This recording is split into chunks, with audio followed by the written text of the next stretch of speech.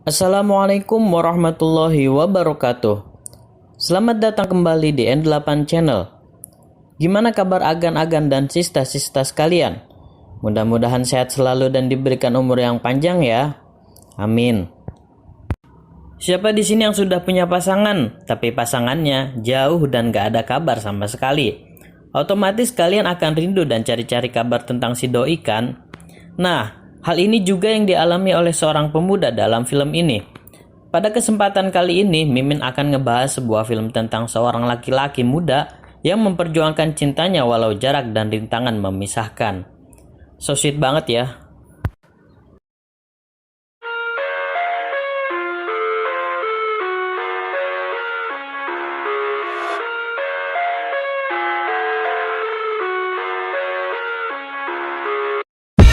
I live inside my own world of make-believe. Diawali dengan berita kedatangan sebuah asteroid yang diberi nama Agatha 616. Manusia kompak bersatu untuk menghancurkannya sebelum mengenai bumi. Mereka gembira karena berhasil menghancurkannya. Tapi sayangnya, ternyata efek sampingnya pun begitu besar.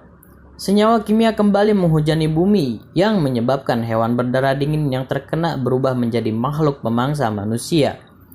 Dari mulai Wall Street yang hancur akibat semut-mutan, lalu Presiden Amerika yang mati oleh ngengat raksasa, dan anak laki-laki yang mati dimakan oleh ikan peliharaannya sendiri, dan yang lain-lain, yang memusnahkan 95% populasi manusia. Manusia yang selamat akhirnya memutuskan untuk bersembunyi, baik di bunker, gua, ruang panik, dan lain-lain. Joel adalah salah satu manusia yang berhasil selamat. Bersembunyi dalam bunker selama 7 tahun bersama kelompoknya. Tapi sayangnya, hanya Joel yang tidak punya pasangan.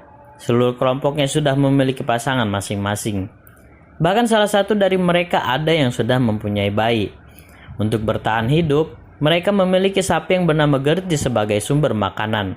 Dan mereka suka mencari ke permukaan oleh tim pemburu yang menggunakan senjata buatan tangan seala kadarnya. Tapi Joel tidak ikut tim berburu. Dia menjadi koki bunker membuat minestrone yang mereka sukai. Joel melampaskan kejombloannya dengan berbicara kepada robot yang bernama Mavis, yang tak berfungsi karena baterai intinya rusak. Hal aneh terjadi. Joel bergegas menemui kelompok yang sedang bersiap-siap tempur. Dia bertanya ada apa. Ternyata ada yang menerobos ke dalam bunker. Joel yang ingin membantu dilarang, karena dia suka gemetaran karena sangat ketakutan. Pencarian pun dimulai. Joel disuruh untuk bergabung dengan yang tidak ikut. Satu orang terserang. Joel yang melihat akhirnya nekat menolong walau dilarang. Perlahan dia mencari temannya. Tak terduga, di balik tirai ada bayangan seekor monster yang melahap temannya. Benar saja, Joel hanya terdiam gemetaran karena sangat ketakutan ketika monster itu keluar dari balik tirai dan akan melahapnya. Untungnya temannya yang lain langsung memanah dan membacok monster itu. Bukannya menolong, justru dia yang ditolong. Cerita flashback ke 7 tahun yang lalu. Tepatnya sebelum kejadian apokalip monster di daerah Velvet, California. Joel sedang bersama kekasihnya Amy di dalam mobil. Joel menggambar Amy yang sedang berpose. Tapi jangan ketawa ya pas lihat hasilnya.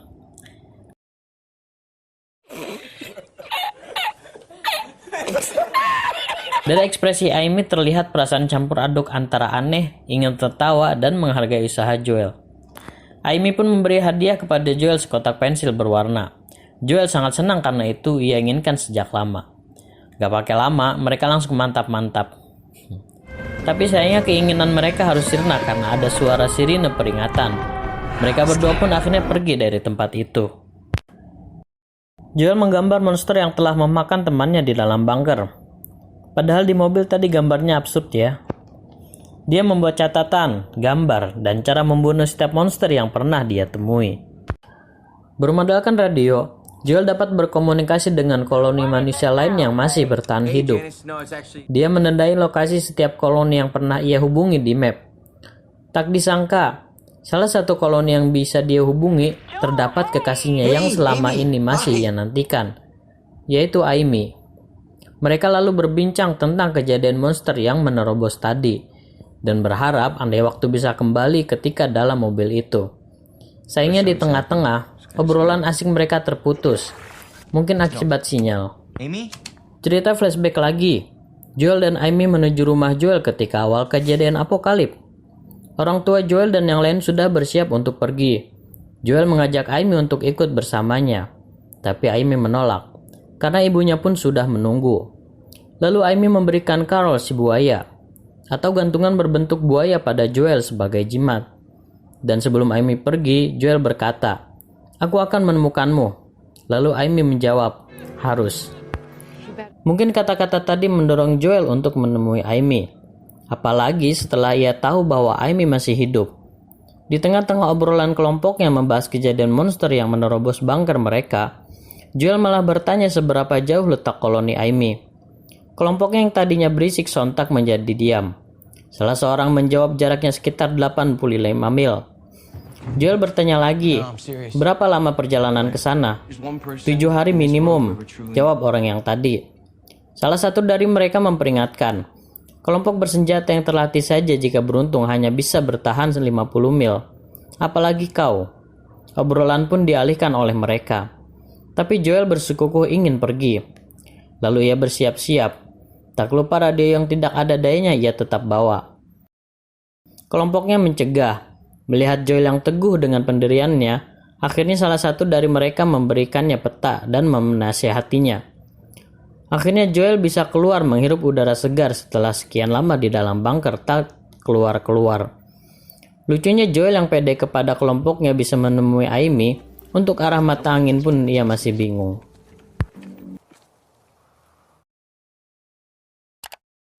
Joel memasuki sebuah rumah. Yang pertama ia hampiri adalah kulkas, berharap mungkin masih ada makanannya. Ketika dibuka, ternyata ada monster di dalamnya. Joel yang kaget langsung menutup lagi kulkas itu dan langsung keluar. Ketika berada di dekat kolam, dari dalam kolam itu keluar mata yang aneh. Ternyata itu adalah monster kodok. Monster itu menyerang Joel dengan mengeluarkan lidah anehnya yang panjang. Beruntung Joel dapat menghindarinya. Tak terduga, di hadapannya ada seekor anjing. Anjing itu lalu menggonggongi si monster. Tapi monster itu kembali menyerang Joel dan mengenai kakinya. Untungnya anjing itu langsung menggigit lidah monster. Mereka berdua akhirnya bisa lolos. Anjing itu membawa Joel ke dalam bis tempat tinggalnya. Di langit-langit bis tertulis nama anjing itu, yaitu Boy. Joel mengambil sebuah gaun di sampingnya. Boy yang seakan tidak suka langsung mengambilnya, karena itu milik majikannya yang sudah tiada. Sambil tiduran ia lalu curhat dengan Boy tentang Amy hingga hari menjelang malam. Keesokannya tak lupa Joel mencatat monster yang menyerangnya kemarin, mata yang seperti silet, dan kelemahannya anjing. Lalu Joel beranjak pergi dan tak lupa berpamitan pada Boy walaupun ia cuma anjing. Tapi tak lama Boy keluar ingin ikut Joel. Joel yang sendirian sontak langsung mengajak Boy karena akan ada yang menemaninya. Sebelum pergi, Boy kembali lagi ke mobil mengambil gaun milik majikannya.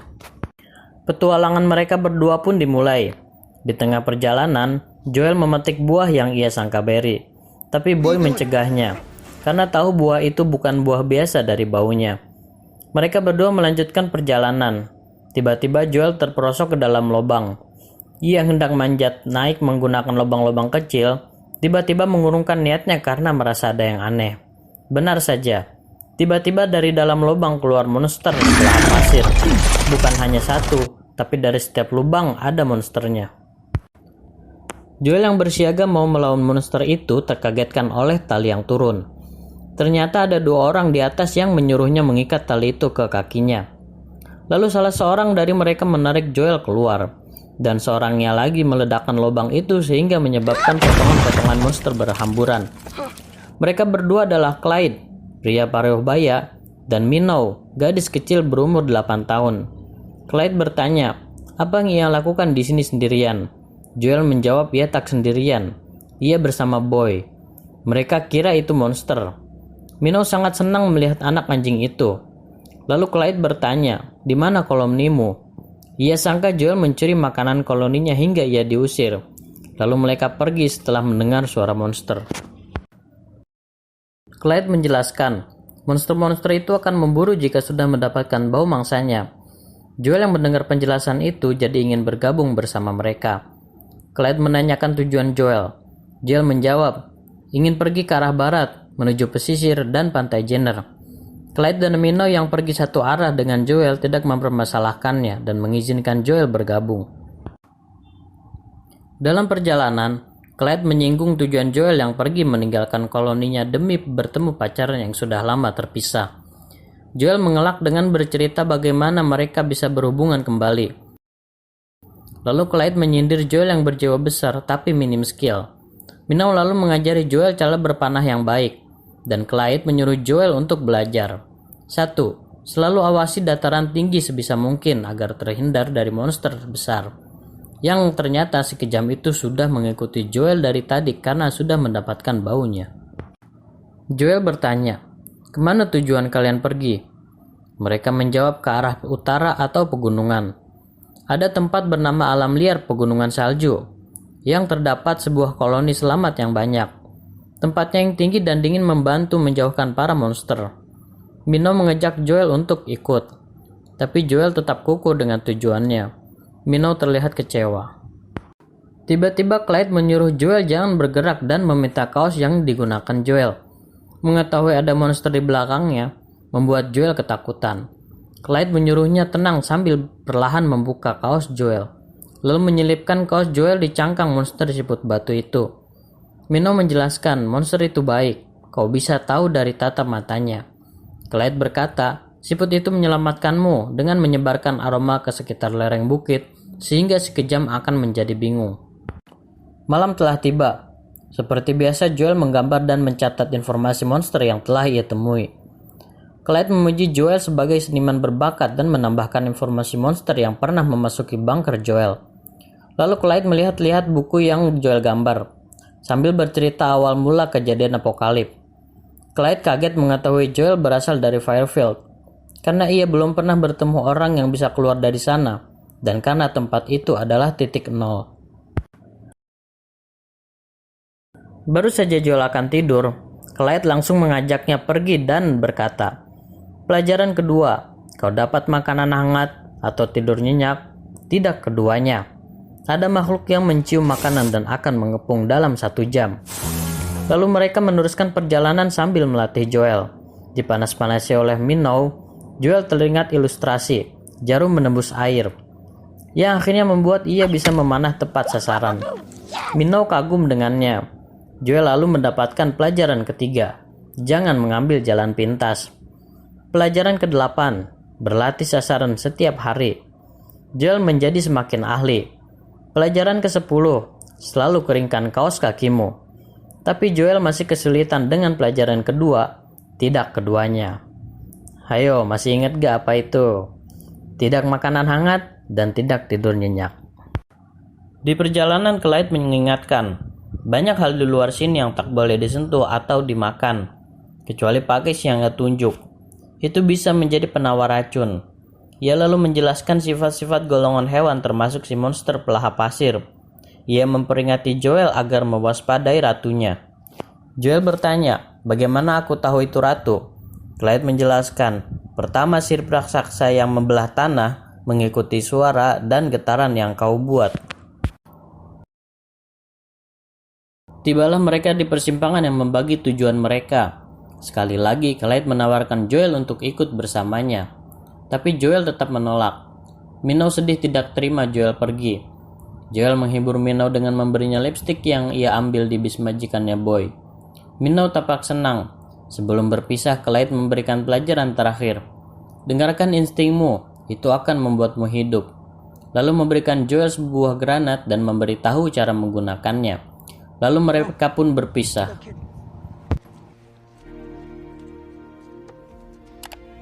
Kini Joel berdua lagi bersama Boy.